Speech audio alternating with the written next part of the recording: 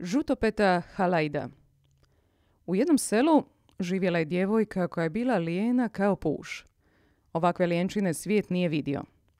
Nije htjela pomagati u kućanstvu, čak ni očistiti kuću, ni kuhati nije htjela. Zbog toga su je ljudi u selu prozvali Žutopeta Halajda. Pa joj više nitko nije ni znao pravog imena. Majka joj je cijelo vrijeme sažalijevala govoreći: "Hajde dušo, igraj se. Sama ću to riješiti. Kad odrasteš, naradit ćeš se." Tako su godine prolazile, djevojka narasla i došlo vrijeme da se uda. Ali ona i ne pomišlja odrasti, pa sjedi na peći igrajući se lutkama i diveći se svom odrazu u ogledalu. Glasine o čudnoj djevojci sve su se više počele širiti selom. Kad bi na ulici sreli, momci i djevojke se došaptavali i smijali za njom. Međutim, lijena djevojka nije previše marila. Sve do jednom. Na Uskrs majka i kći otišle su u crkvu. Tamo je djevojka ugledala zgodnog momka. Bio je to najbolji mladić u susjednom selu. Njegova je obitelj imućna. Svega je u njih bilo. Od velikog imanja, njiva i pašnjaka do dvorišta punog stoke i peradi. U obitelji u kojoj je vladao mir i sloga, momak je bio sin jedinac, utjeha i nada svojih roditelja. Ta obitelj je živjela sat hoda od sela odakle je bila naša do ušiju zaljubljena Žutopeta Halajda. Noć je provela bdijući, razmišljajući o zgodnom mladiću i maštajući o ponovnom susretu s njim. Prolazili su dani, mjeseci. Djevojka je bila tužna jer su joj se prijateljice poudale, a nju nitko nije htio uzeti za ženu.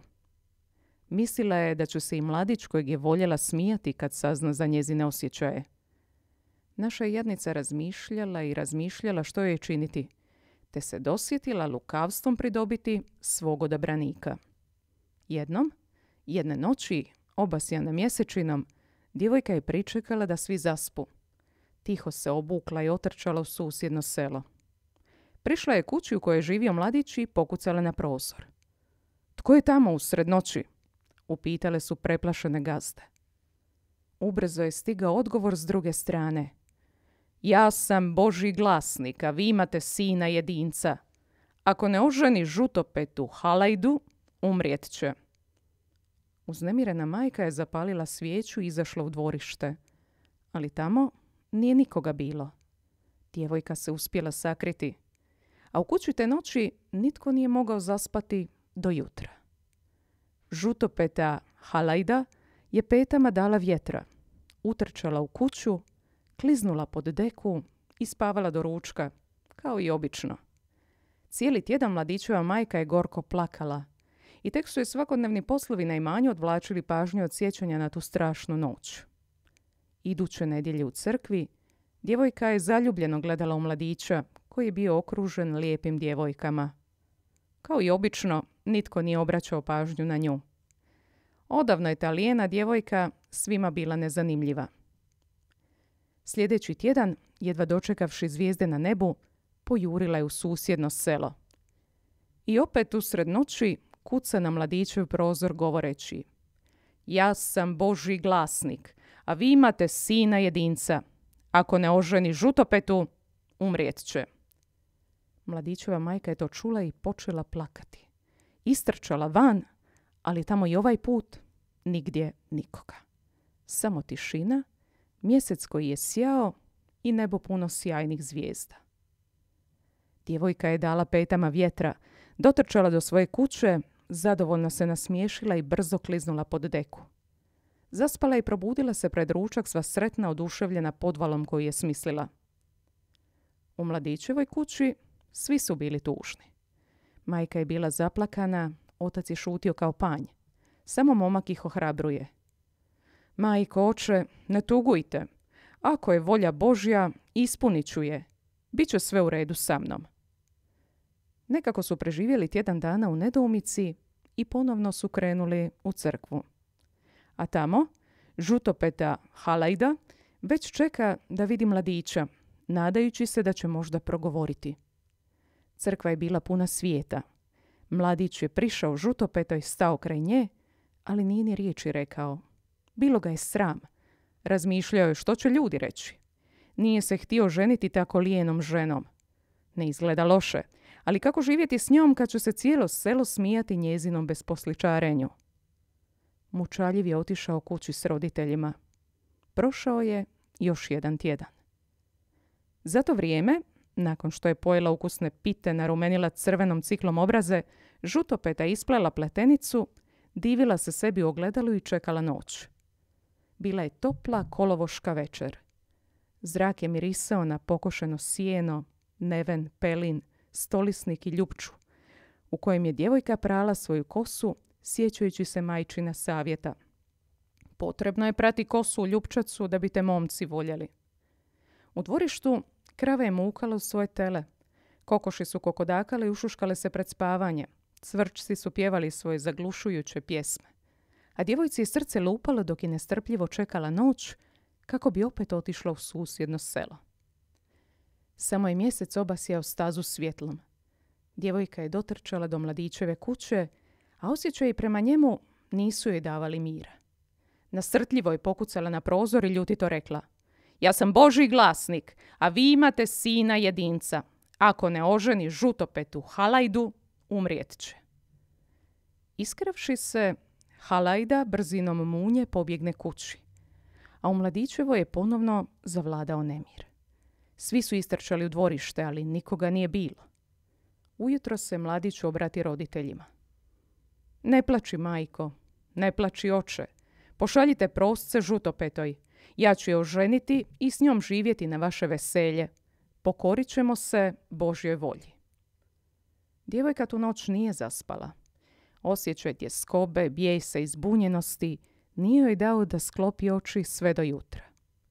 Umila se hladnom vodom iz bunara koju joj je majka ujutro donijela.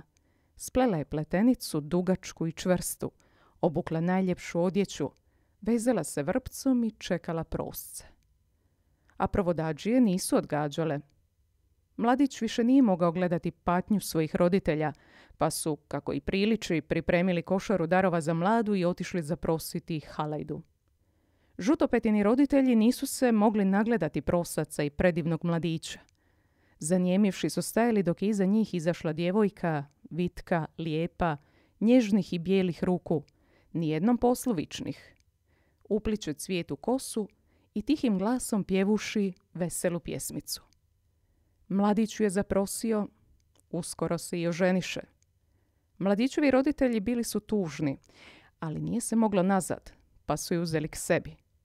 Tako je lijena djevojka postala žena najboljeg mladića u selu.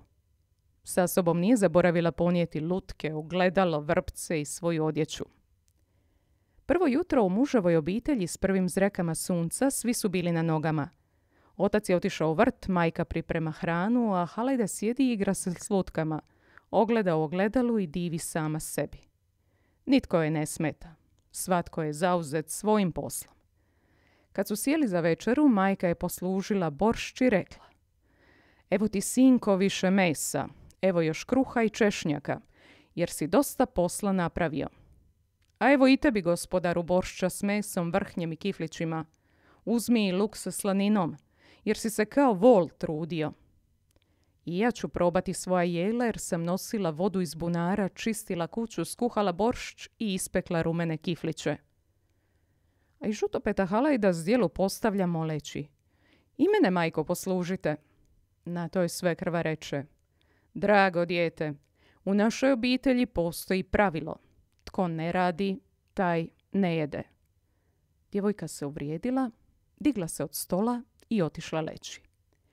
Sljedećeg jutra svi su ustali u ranu zoru i odmah se bacili na posao.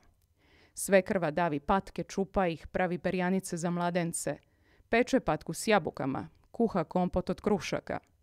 Otac je zauzet oko stoke i popravlja alat. Sin je složio sjeno na hrpu i napravio sjenik. Ruke svima žuljevite, ali veseli i sretni sjedaju za stol. Samo Žutopeta Halajda bezbrižno skuplja cvijeće, igra se lutkama, ogleda u ogledalu i pjeva pjesmice. Sjedaju jesti. Na stolu pečena patka s jabukama, kompot, mirisni kruh iz peći, knedle s vrhnjem. Sjedi Žutopeta Halajda, a sline joj cure kako sve lijepo izgleda i miriše. Majka svima poslužuje i kaže: tebi mužu, batak i krilce, jer si dosta posla napravio. Ti, sinko, uzmi što ti srce želi, jer je sjeno zaliha za stoku zimi, a sve ću i ja kušati što sam pripremila. Žutopeta Halajda ponovno gura svoju zdjelu. O, ne, draga, svi u našoj obitelji žive po pravilu. Tko ne radi, taj ne jede.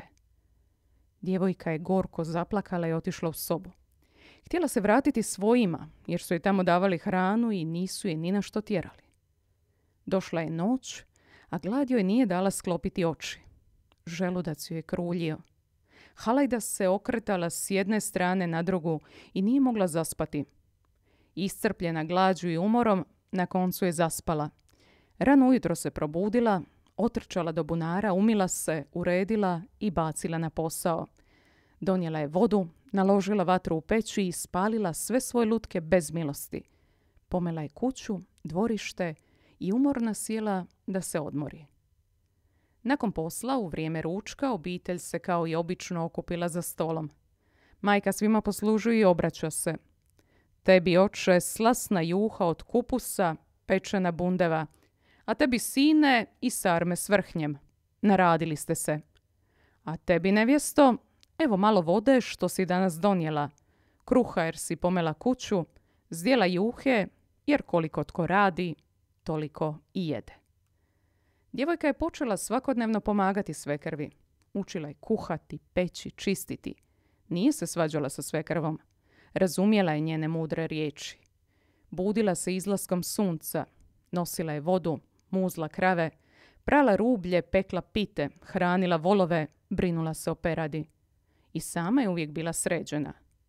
Jednom, za večerom, svekrva se obratila djevojci. Posao uljepšava čovjeka. Sada si naše dijete. Sretni smo što imamo takvu kćer. Djevojka je zagrlila svekrvu, a suze radosnice su je tekle niz rumene obraze. Svi su se zagrlili i izljubili. Ujutro su došli djevojčini roditelji iz susjednog sela. Htjeli su posjetiti svoju kćer. Otvorili su vrata zetove kuće i nisu mogli vjerovati svojim očima. Kći sve sama radi po kući. Boršč je već skuhan, varenika s krumpirom i lisičarkama mirišu, čvarci su spremljeni, cikla pečena, mirisan kruh u peći. Sama kćerka trči po kući kao zvrk, lijepa, vesela, uredno obučena. Djevojka je brzo dala metlu majci, a ocu dimljenu kožu govoreći: mama, meti kuću, a ti, tata, obrađuj kožu, jer uskoro će se svekar i svekrva vratiti s pazara. Sješćemo za stol, a u našoj obitelji vrijedi pravilo: tko ne radi, taj ne jede. Vratio se zet s roditeljima s pazara. Bilo je smijeha kad su zatekli djevojčine roditelje s metlom i kožom u rukama. U kući je otad vladao red i mir.